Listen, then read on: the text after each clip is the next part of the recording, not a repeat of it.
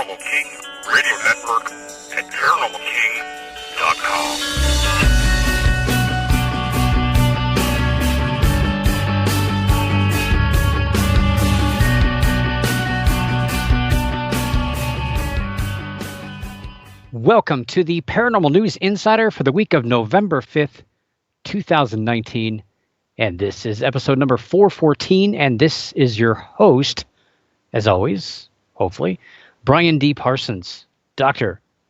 Brian D. Parsons. And we are live here on the Paranormal King Radio Network at ParanormalKing.com.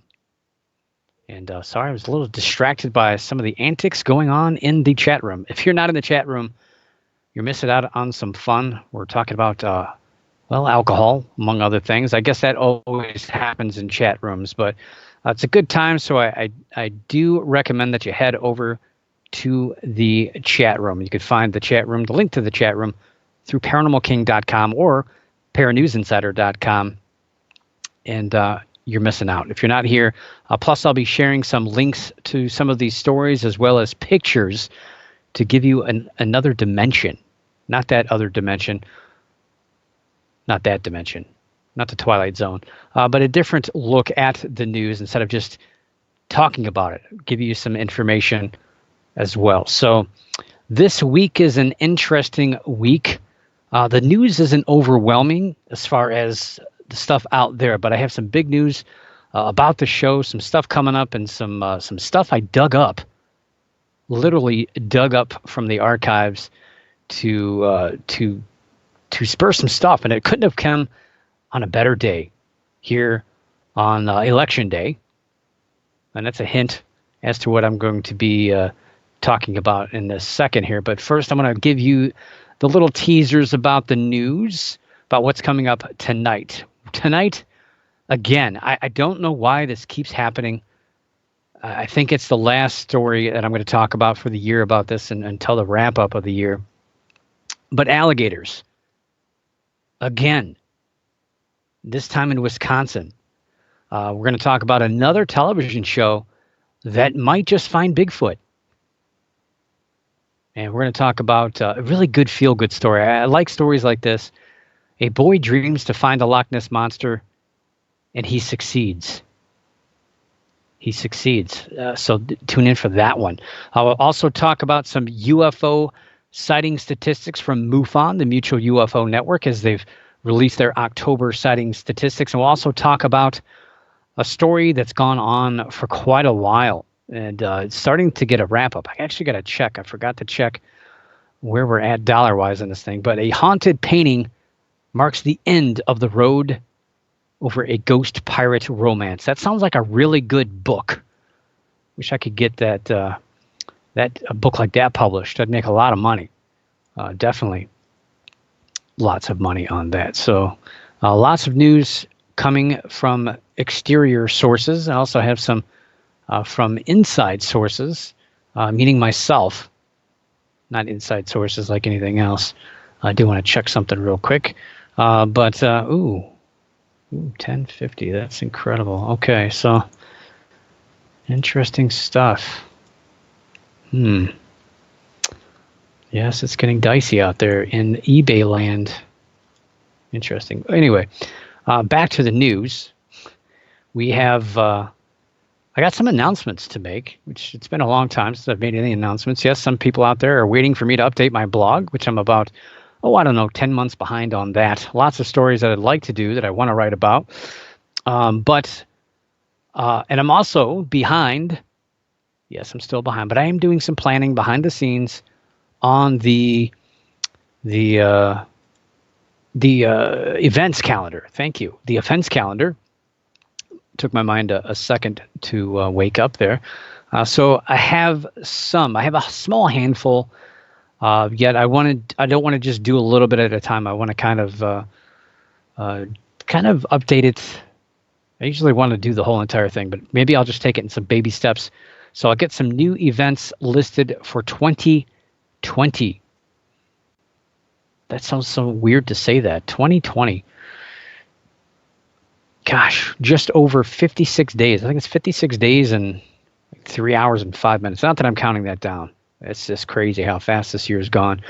So I will have the updated listing. I think I only have 1 or 2 events left for the end of the year for 2019. And I'll start getting that list of 2020 events put up on the website in the next, hopefully, well, I'll get a few dates up by next week's show for sure. I got a few that I know are going to be happening.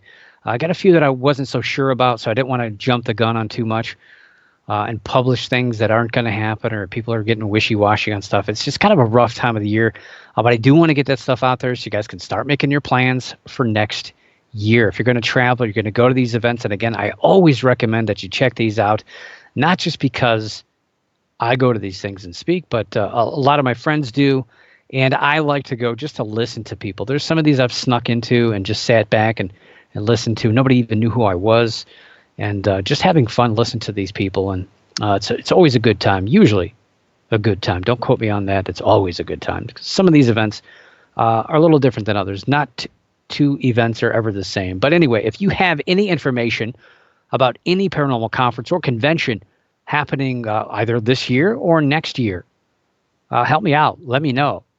Get a hold of me, insider@paranewsinsider.com, or you can contact me through paranewsinsider.com on the contact page and let me know. I'm also on Facebook. I'm also on Twitter, also on Instagram. So Facebook /ParanewsInsider, Twitter @ParanewsInsider, and Instagram.com/ParanewsInsider, if you couldn't guess. So there's no reason to say that you couldn't get a hold of me. It might take me a day or two to read your email, but I'll get to it. I promise. And speaking of promises, I have lots of promises. In America, I'm here for you, and I promise that I will make the paranormal a better world in 2020. I will do everything I can next year. I promise you. I will bring you the best paranormal news stories in 2020 to the best of my ability if you vote for me. So America, the world, will you vote for me? That's my platform, the paranormal. I will bring it out. I will tell the truth no matter where that takes us. And that takes me to the paranormal poll. If you've listened to the show for any amount of time, which it's not very many of you left probably, I used to do a segment called the Paranormal Poll years and years and years and years ago. And it was kind of my way to gauge your feelings, your opinion on certain topics of the paranormal. Be it, are there experts in the paranormal? Are tools always a good idea? Investigations, are they necessary? Just different topics I've talked about on the show. And, through some of these stories that I cover as well. And I just kind of made up polls just to see how people felt about it. Just as kind of an unscientific way just to kind of gauge listener reaction. Obviously, if you're listening to a paranormal news show, you probably have a belief in the paranormal. I get that. But some of these topics, they get a little dicey, and people within the paranormal don't agree. Imagine that. People in the paranormal don't all agree with each other. Huh. Amazing. Anyway, so I brought back the paranormal poll to get your input on a series of topics. And I thought, obviously today, being election day, would be a great day to debut this. I've been wanting to do this for a while, but I figured I'd hold on until November to release this. And my first question since, my gosh, I think it's 2016, so probably about 3 years since I've done this poll, maybe even 4.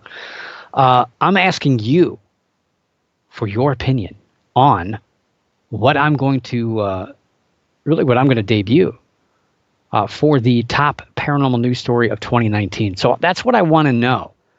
I want to know what you think. What do you feel is the top paranormal news story of 2019? And I've given you, so it's multiple choice. It's not fill in the blanks. I apologize for that, but it's on purpose because this is just one of maybe many of these. I'm gonna roll out a few of them just to kind of get a feel for all these stories. I have like 30 or 40 stories that made the list for 2019 that I have to chop down and figure out what is going to go into just the top 10, let alone what's going to be the number one story. I think a lot of people out there kind of feel like they think they know what the number one story is, but it could change because there's there's different things out there. And so I've only added 6 stories to the poll right now. And like I said, I will be pulling out different polls. Can I say that way? I guess I already did. So I'll be creating different polls on different stories to see what help me figure out what's going to make the cut.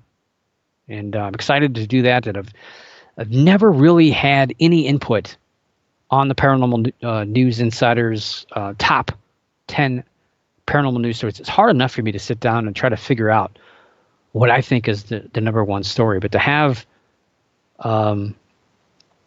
help, somebody tell me what you think is number one, and then from that I can kind of figure out maybe what's number 2 and what's number 3, and I'll use your input very heavily.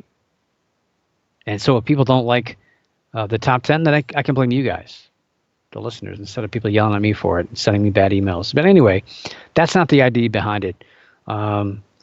So yes, I do have to figure out when the countdown will actually start. That's the other problem here. The top 10 paranormal news stories of 2019. I mean, one of the biggest problems, one of the main issues, and I've talked about it here before, is that I probably won't do shows the last 2 weeks of the year, which is Christmas Eve and New Year's Eve. I don't see me doing shows. I mean, I could. I've done it before. But who's going to listen? I don't know. So traditionally, I've done a 5-episode countdown, and it would reveal 2 stories per week. So I don't want to do this that way because the first episode would actually be in 2 weeks on November 19th. That just seems like a little bit too early to start the top 10 countdown, especially since sometimes there are stories that may bump into that top 10. So I don't want to risk getting involved with that. So I think what I'm going to do this year, pretty much have already made my decision, but more than likely start the countdown on December 3rd, and I'll be giving away 3 stories per week for the first 2 weeks, and then counting down the top 4 on December 17th. And that should give me enough time to, if there's any adjustments over the course of a couple of weeks, to not have to change the countdown too drastically, which I really and truly, honestly, have not had to do over the years. I've been pretty lucky with that. And again, don't forget to vote in the poll, and you might want the link to that. If you want to vote, I really would appreciate if you did. The link is paranewsinsider.com/vote. So paranewsinsider.com/vote. It's actually, there's a link to it. If you go to paranewsinsider.com, right there on the homepage, you can click on the image of the paranormal poll. You can see how old it is. It has my old logo on there. The old logo. But I like that old logo. I'm not getting rid of it. And you can click on that logo and you can vote. There's also a link. So we shall see who's going to win. I know a lot of people think I don't want to say it because I don't want people thinking that that's what I'm thinking. But I know a lot of people are thinking you know. But it's interesting as I add stories, because I've added 6 and pretty big stories. I think at least 3 of those 6 will be in the top 3, and one of those may be number 1. I don't know. That's up to you guys. But there are a few other stories that when I put them in a poll, you'll be like, whoa, I forgot. I didn't even realize that. I totally forgot about this story. It was this year. So again, don't forget to vote. paranewsinsider.com. You can find the link to the paranormal poll right there on the front page. So I appreciate you. Unfortunately, I don't have little stickers to hand out that you get to put on your shirt and go into work and brag about that you voted. or take pictures. Maybe I'll do that for next year. You can brag that you voted on the paranormal poll. I mean, you could tell people. Feel free to share it on social media. That would be great. I would really appreciate that. And again, it's kind of nerve-wracking for me. I've never given the listeners very much control over the show. I've always listened to you guys, and people have emailed me stories, and sometimes I've said absolutely not. But I do enjoy doing this show, and I do enjoy doing it for you guys. So when I do get contact, that fuels me to come back here next week and to do another show. So interesting stuff. Anyway, one other thing I'm looking forward to doing this year, don't know when I'm going to squeeze this in, but I got to figure it out pretty quick, is I'll be on Bigfoot Eyewitness Radio sometime in the near future. Put together a really interesting kind of almost like a story, but it's put together some researchers' information, not just a bunch of stories on sightings of Bigfoot, or actually Ohio's Grassman, which is our version of Bigfoot here in the Buckeye State, from the researchers' work themselves. So I've done a lot of research on Grassman sightings here in Ohio, and can't wait to talk about that on Bigfoot Eyewitness Radio. And again, when I have a date for that that'll be appearing, I will be passing that on to you guys. And you can find more information on that show at BigfootEyewitness.com. And the format to that show is really interesting. He has people who have seen Bigfoot come on the show and talk for the first half of the show about their personal experience, tell their story. Then he spends the second half kind of asking them about their beliefs behind different aspects of Bigfoot. It's really interesting. It's kind of almost like a popcorn munching podcast. It's really enthralling, and it really kind of gets your attention. You don't want to leave. I've listened to quite a few of them, and they're really draws you in. Anyway, speaking of drawing you in, hopefully I've not pushed you away with that long-winded introduction, but we're going to jump into the news, and we're going to talk cryptozoology. And yes, we're going to head up north. I know it's cold up there.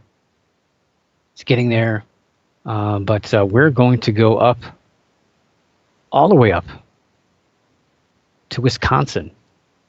My buddy Jay Bachochin lives up there, but we're not going to his backyard. We're going to another place up there. So the year of the alligator. So if you've heard me talk about the alligators, we've had a lot of sightings in the Northeast all year long.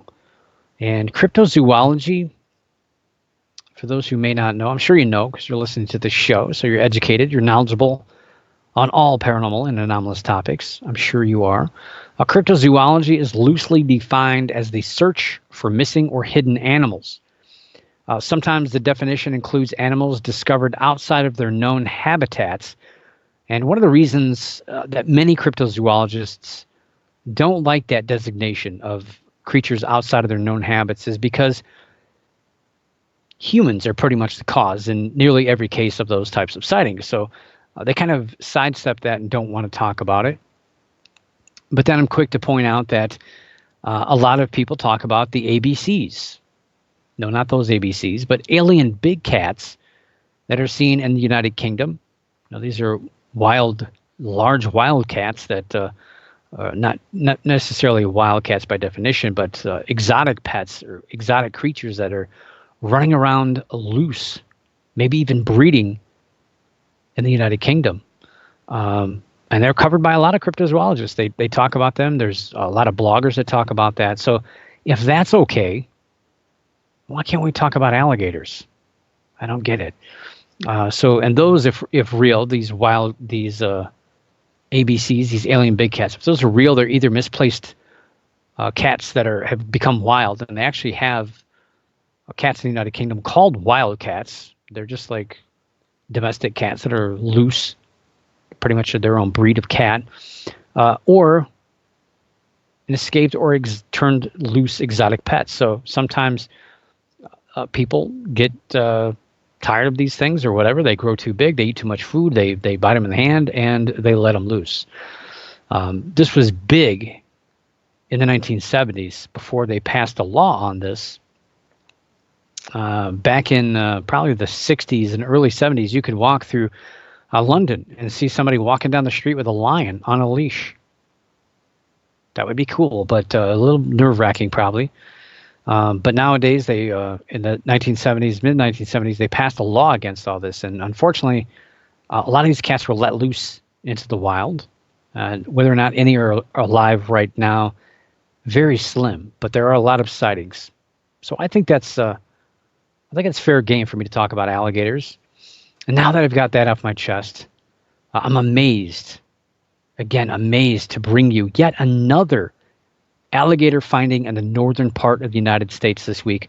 But unfortunately, just like last week's alligator, well, not last week, I guess it was two weeks ago, wasn't it? The last alligator story that would have been, let's see, October 22nd, yes, where an alligator was discovered dead in Minnesota. This story here also does not have a very happy ending. Police responded to a loose animal call on Halloween night near Sherman Boulevard and Capitol Drive in a residential area in northwest Milwaukee, Wisconsin. Milwaukee, Wisconsin. Home of the Brewers. Lots of beer up there. Police, like the others who had discovered and seen the alligator, were amazed to see the alligator inside of a large plastic tote. Now, if you weren't aware, cold weather, snow, and a winter weather advisory had actually delayed trick-or-treating in parts of Milwaukee until over the weekend. There was snow. So it's an unknown as of yet if the weather was to blame for the death of the alligator, which, again, sadly was dead in the tote, and it was frozen in the water in the tote. So there was ice in the tote, little plastic tote.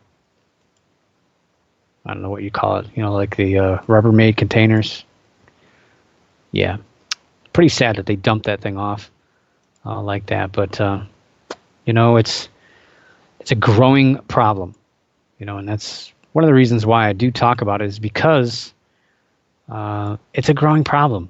We got to do something about this. Somebody's got to do something about this. And it's happening in all these states. And every state, I think, doesn't realize that it's happening in other states. And so I think that we need to talk about it. So I do have a picture here that I'll share in the chat room of this poor cat.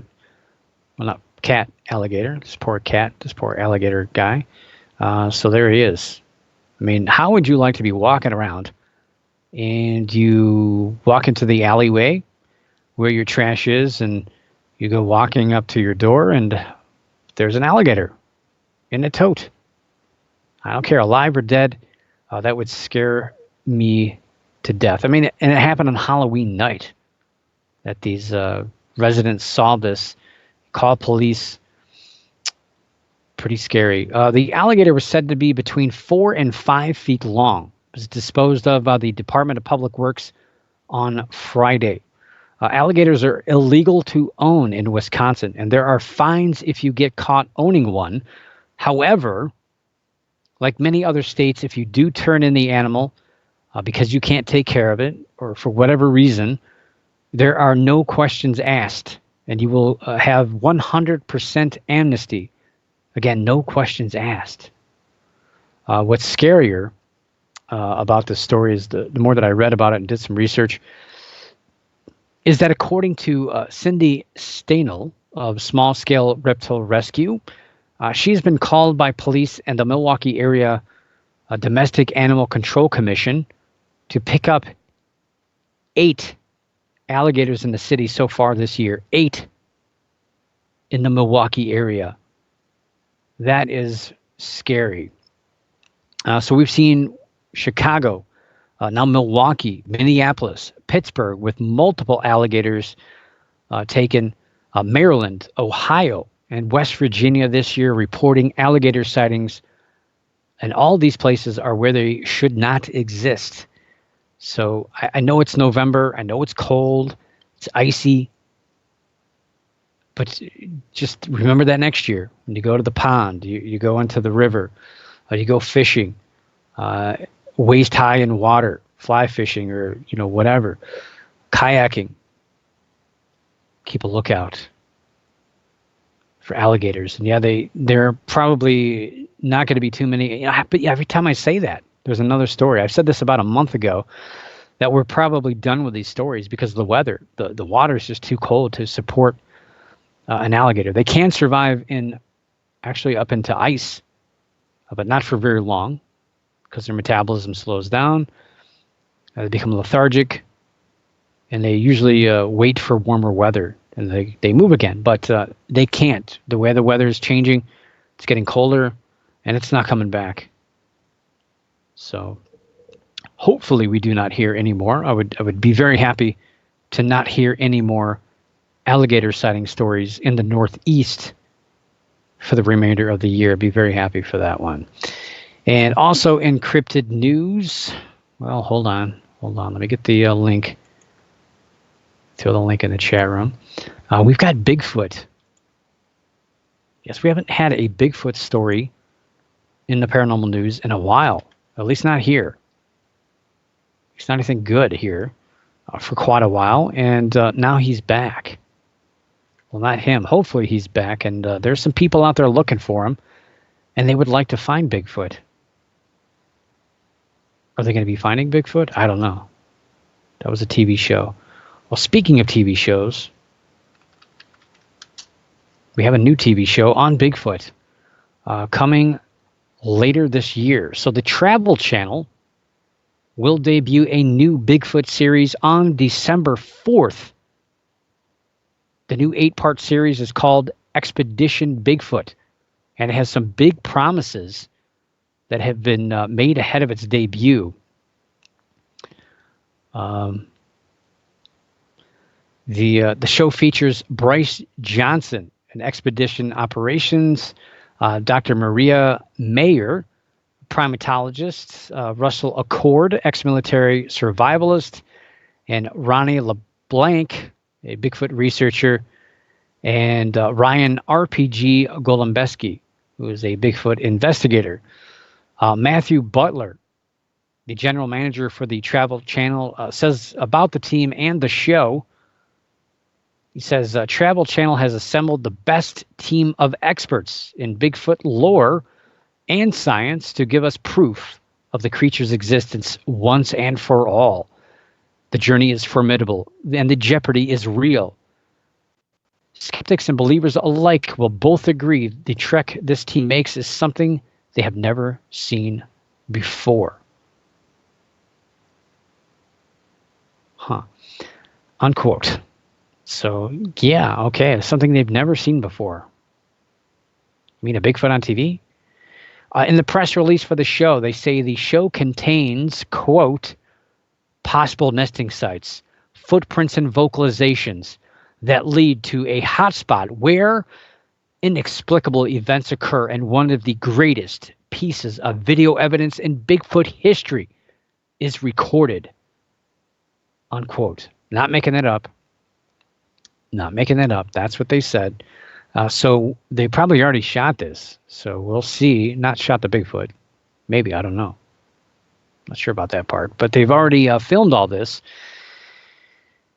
So purportedly, they've got some really good Bigfoot evidence here. Some video.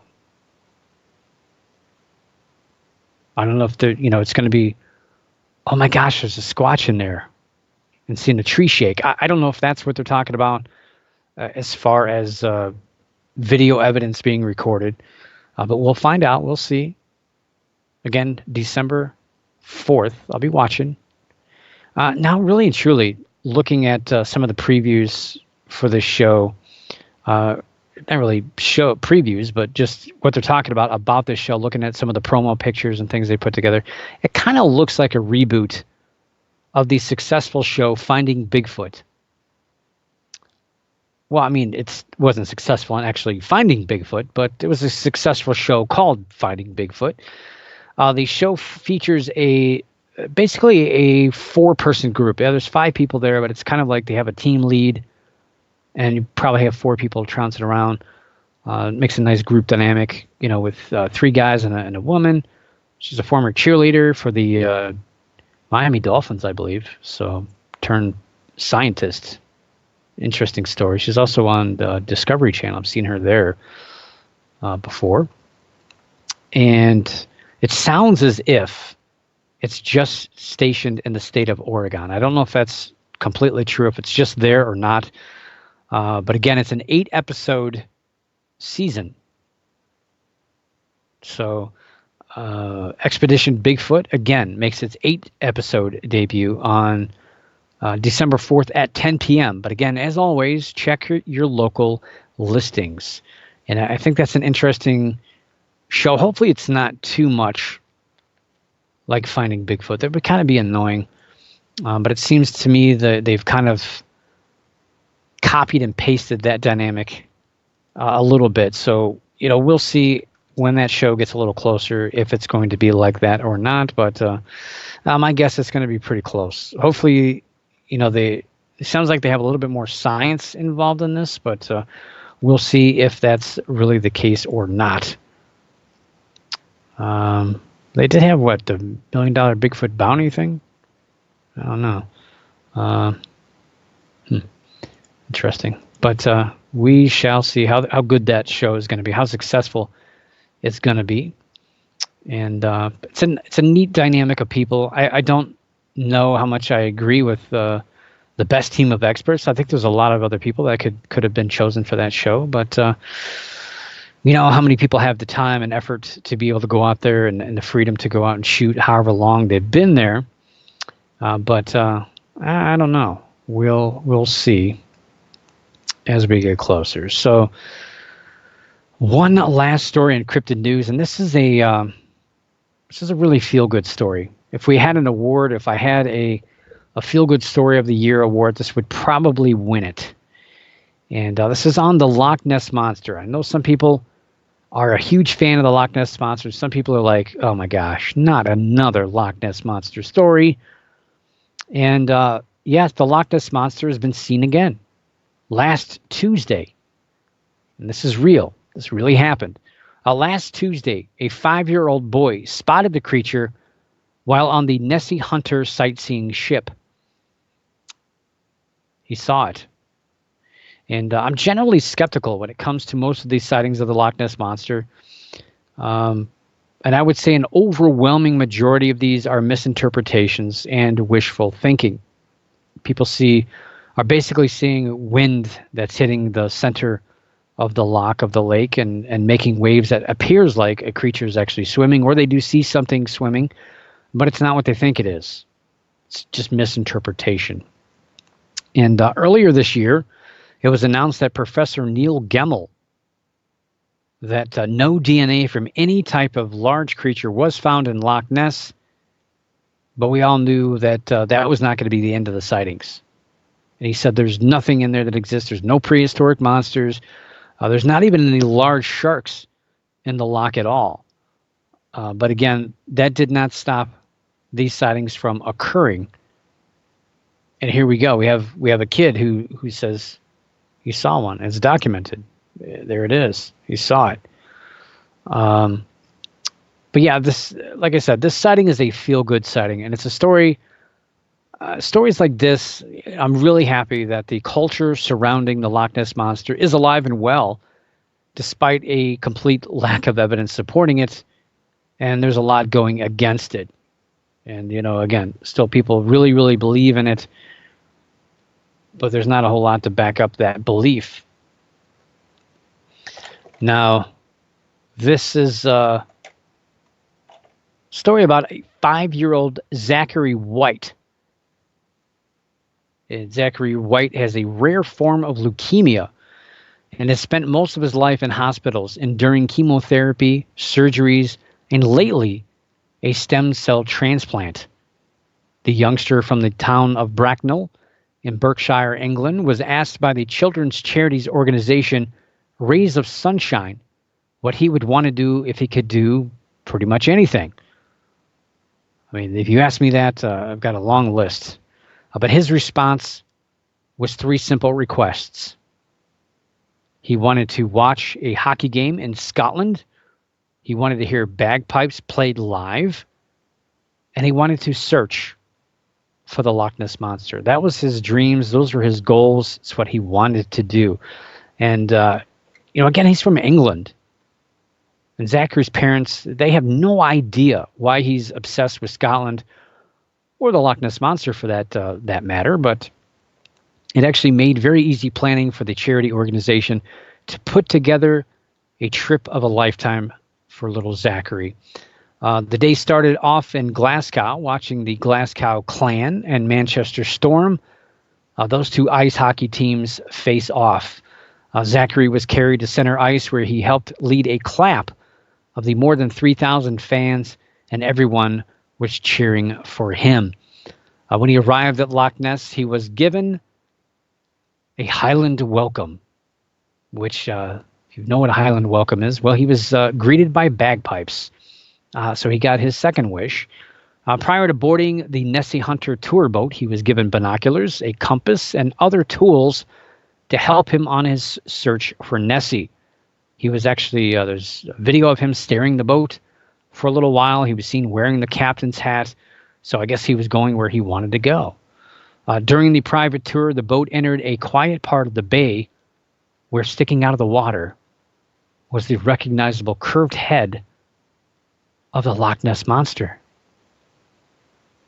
There it was. Zachary was quick to point it out, showed everybody, confirmed it to the people that were asking. It was told not to yell too loud. He didn't want to scare it away. And Zachary was more than thrilled that his dream had come true. And obviously it wasn't the Loch Ness Monster. I mean, come on. That would be cool. If, a 5-year-old or young leukemia patient like that were able to discover the Loch Ness Monster, I think it would be awesome. All these people that have spent so much time searching for this thing, and this little kid goes out there, boom, he finds it. There's a picture of Zachary out there in the loch looking for the Loch Ness Monster. And, again, a really good feel-good story. And, I find it fascinating that so many people are swept up in the Loch Ness Monster, despite all of these stories that have come out. Years ago, there was a story about the innkeepers in the 1930s that basically concocted the story just to get people to come out there. That came public a few years ago, swept under the rug. Now we have Professor Neil Gemmel's DNA search, pretty much swept under the rug. The focus of that story was these giant eels. But, nonetheless, here we have people, children believing in the Loch Ness Monster, wanting to go out and looking for it is one of their dreams. It's one of their asks for charitable organizations that give children in his condition a chance to get out and experience the world instead of being cooped up in a hospital. He's only 5 years old, but imagine spending a majority of your life in a hospital, not being able to get out and do anything. So cheers to him. And I hope, I know he enjoyed his time out there in the loch, and I know he enjoyed everything. And it was really heartwarming to watch the video and see the story of him having fun out there in the loch and getting to be in that hockey game and getting to see the bagpipes played in front of him was pretty good. And it was a really feel-good story. We don't have enough of those in the paranormal. It's usually about hoaxes and people lying and making stuff up. So somebody that can celebrate this with so much enthusiasm, who's gone through so much, I found to be really, really, really inspiring to me. So there's the link in the chat room for Zachary, seeing that Loch Ness Monster. Yeah, so I promised I wouldn't cry.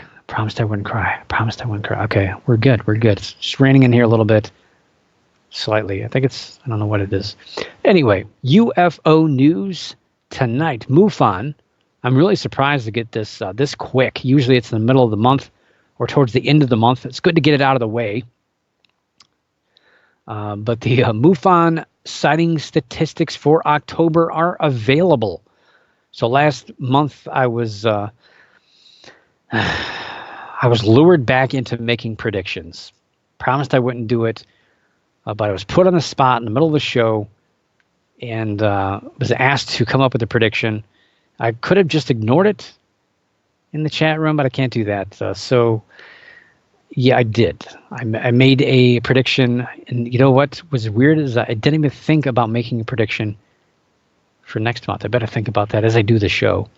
Again, I'm kind of putting myself on the spot now. So last month I guessed, what I guess? 570. Yes, I did. That's what I wrote down too. 570 total worldwide sightings with 374 in the United States. That was my guess. The actual numbers for the month of October were 540 total sightings. So I was 30 off. Well, with 442 reported in the United States. I was a little off on that. A little rusty. I mean, I was way over on one, but way under on the other, which is kind of weird. 540 sightings is the second lowest total of the year, with April turning in 483. I kind of figured it was coming. Usually October is pretty strong. November is the weak one, so it really threw me off. 442 U.S. sightings is also the worst since April, and yet it's still only the fifth lowest month of the year. So the numbers are really askew this month. So it wasn't just me. Other than the 442 turned in by the United States, the United Kingdom was second with 34 reports. Canada was next with 24. Australia had 6. Mexico had 4. And India and Argentina had 3 each. And 5 other countries turned in 2 reports. And another 14 turned in only 1 report. You guys got to get out more often. Look up. Look up in the sky. Look around you. So 540 sightings for 2019 now brings the monthly average to 610 sightings total. So that's the average for that. So 540, well below. It's dragged down the average a little bit. In 2018, the average number of sightings was 649. So I don't think we're going to catch that unless we have some outstanding months ahead of us. Although last year I did not receive the November numbers. Never could find out what those November numbers were. 2017 averaged 640. So 640 sightings. In 2016 averaged, 606 sightings. So kind of built up, and now we're dropping back down. So I don't know. Interesting. We may not even make the average of 2016 at this rate. It continues at the rate it's going. So 442 U.S. sightings brings the yearly average to 446. So it's pretty close to average, 442, and the average now being 446. 2018 averaged 436. Again, no November number for that year. And it was 456 back in 2017. So we're kind of dropping a little bit. I mean, we may drop more. I don't know for November and December of this year. So back to the 442 U.S. sightings. California was the number 1 reporting state with 47 sightings. Florida comes in at number 2 with 40 reports. Texas had 33. Ohio had 25. Washington State had 19. Arizona and Pennsylvania both had 17 sightings each. Colorado and New York had 16. And Michigan turned in 14. New Jersey had 13. Illinois and Tennessee both had 12 reports each. And North Carolina finished with 11. There were 29 other states that turned in 9 or less reports, with 4 only handing in 1.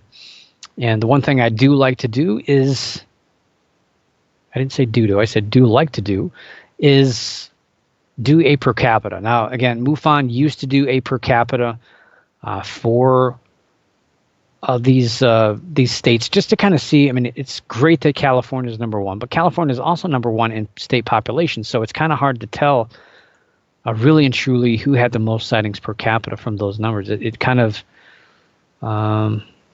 doesn't make it easy to see actually how many sightings per whatever state, unless you break it down by per capita. And I'm kind of cheating. I'm trying to think of what my numbers are going to be here for November. But anyway, California. So we take them as an example. They're number one, again, in state population. And they had number one in sightings for October. 47 sightings, to be exact. So if you take the sightings, you divide them in by the population of the state, and you multiply by 100,000, we get a per capita of 0.118. So that's 0.118, basically 12% of a person reported a UFO in California. So not even one person per 100,000. So a lot less than that. Florida, number 3 in state population, they turned in 40 reports. They finished with a 0.188. So even obviously less reports, but their per capita was slightly higher. Then we look at Montana. So Montana is 43rd in state population. They also had a 0.188 per capita, but they only had 2 sightings. It's because they have a lower population. So see how this works? It's kind of squeezing numbers in a different way to see really what state was kind of a little bit more, I don't want to say important, but had probably a higher rate of sightings per person in that state. Ohio was number 7 in state population, and 0.214 is their per capita, and they had 25 sightings. So it's pretty strong for Ohio sightings-wise, but not even a quarter of a person. So not even 1 per 400,000 people reported a UFO. See, Iowa, 31st in state population, they had 7 sightings, and that equates to a 0.222 per capita. Arizona, 14th in state population, 17 sightings. They finished with a 0.237. And we go to Washington State, number 13 in state population.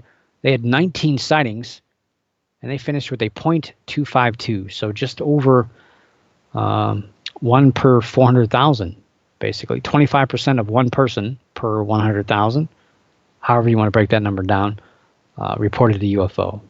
I mean, yeah, it's not significant at all. Like, it's not really statistically significant. I mean, I would have to compare that to people seeing other things, mountain lions, or I don't know what, winning the lottery. Probably be more significant than winning the lottery. Colorado, I think I have to give them the nod of being the winner this month. Colorado, number 21 in state population. They only had 16 sightings, but they finished with a topping 0.281 per capita. Obviously not a record, not the highest we've ever had with the per capita sightings. And sightings in general, pretty much lackluster, I think, over the last year and a half, 2 years. It's really dropped. I don't know. But I guess I'm being put on the spot here again to think of a number for next month. So, So we had 540 in October. So let me think about that. 540 in October for this year. And let me think. Usually drops in November, I believe. So, usually drops dramatically. And so let me go. Let me think about this. I'm going to go with. I'm going to go with 525 total sightings and 398 U.S. sightings. That's my prediction for the month of November. Sure, I'm going to be way off. Doing it on the fly here. And make sure I'm writing it down, typing it in here so I have it. I'm sure if Dita is here, she will remind me. Or Paul. Paul probably keeps a record of this as well there in the chat room. So yes, my official prediction for the month of November for sighting statistics from MUFON is 525 and 398. Well, if you chop somebody's, well, never mind. You can get a quarter of a person by removing appendages, I guess. And last but not least, in the paranormal news, we've got a ghost story. No, not that kind of ghost story, but we have, well, a story about ghosts. And this is a story we have been following here on this show for quite a long time. Basically, since it broke a couple of years ago. The story's been floating around for at least 3 years. I mean, I remember, I think we talked about this back in when she first met this ghost. I think it was maybe a little after that. So Amanda Large is this person's name. Amanda Large is back in the news this week, and I have to mention that Amanda is actually a fan of the show. She follows the Paranormal News Insider on Twitter, and has commented on stories in the past. So pretty cool that she's a fan of the show. Hi, Amanda. Hope you're doing good. Hope you're doing better. But she's been in the paranormal news again for many years, and this story is very popular over in the United Kingdom. It's a pretty big story. She's been on TV a lot surrounding this story over the last couple of years, and we covered this earlier this year about what happened with her. But if you don't remember the story, I'll kind of talk about it here. She met a ghost back in 2014. I guess we all meet ghosts every now and again. Sometimes we become ghosts to other people. Sometimes we ghost people. Anyway, back in 2014, that was supposedly a lookalike for the fictional Captain Jack Sparrow of the Disney Pirates of the Caribbean movie series. Pretty cool. Interestingly, Amanda also spent time as a Jack Sparrow impersonator. She actually looked pretty good, too. It's kind of scary. I've seen a lot of Jack Sparrow impersonators, especially in the Caribbean, let alone Florida and different places. Anywhere you go with pirates, there's usually some guy dressing up, or I guess in this aspect, a woman dressing up as Jack Sparrow. Now she met this ghost, and well, they hit it off. They hit it off. They had a ball. They had a blast. I'm sure they stole some ships. I don't know what they did, but she fell in love, and she eventually married the deceased pirate back in 2016, much to the amazement of pretty much the entire world. This is a big story. She couldn't make it official on land, so she actually went out on a ship out into international waters and got married to Jack Teague, was the official name that she gave him. So, yeah, so the amazement to the entire world and her captive UK audience, don't forget about those. And Amanda Teague, as she was known back then, claimed that the 300-year-old spirit was actually slowly killing her. And she developed sepsis back in May of 2018. So Amanda did what any woman would do who married the ghost of a 300-year-old pirate that was slowly draining the life out of her. She had an exorcism. An exorcism, I said, not another ism. Or asm, I guess. As after the exorcism, she ended up burning a lot of the possessions that she had that were related to Jack Teague, not Jack Sparrow. But she couldn't get rid of a large picture of Jack Sparrow, which was painted by a fan of the movies that reminded her of what Jack actually looked like. I guess there was no picture or painting of Jack Teague, but apparently he looked just like Johnny Depp and just like Jack Sparrow, I guess. Probably an uncanny resemblance there. But now she's decided to part with it. So if you're interested You can buy her painting on eBay. This is big. She claims that the painting holds some of Jack's energy, and the painting makes sounds of taps and bangs. But I don't think she's got them on any kind of recording. She also claims that a paranormal team recorded EMF off of the painting, and they stated that it was definitely a haunted painting. So it's certified haunted, I guess, if that's possible. I don't think it is, but I don't know. So Amanda is currently selling this painting. She's offering it on eBay in the United Kingdom. So let's see. So far, well, last night, I guess the story is gaining traction. So last night, the painting had 5 bids and stood at 5.5 pounds sterling. So that sounds like a lot. 5.5 pounds. Holy smokes. But in reality, that's only $7.09. Now today, see, I just checked it. It's at 10 pounds, 10.5 pounds sterling. So now it's up to $13.52. Yikes.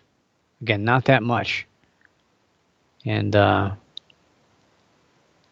see how many people voted. How many people bid on this thing? See, I said what? 5? Oh, so there's 7 bids. That's 10.5 pounds sterling. So, wow, not very much money. And I wanted to bid on this, but I couldn't. So it was, she's not offering it to the United States, so I can't get it. It's kind of annoying. I would bid on this, seriously bid on this. I don't know how high I would go, but I don't know if I could meet the reserve. I don't know what the reserve is, but that reserve has not been made. I'm sure it's a lot. I'm sure it's a lot. I don't know how much it is, but it's still at 10 pounds. Still not met. 7 bids. So if you're in the United Kingdom and you want to bid on this, go for it. You know, if you're willing to sell it, let me know. Maybe we can work out a deal here. Maybe I'll send you a hat. Paranormal News Insider. I don't know. I always wanted to own a haunted painting.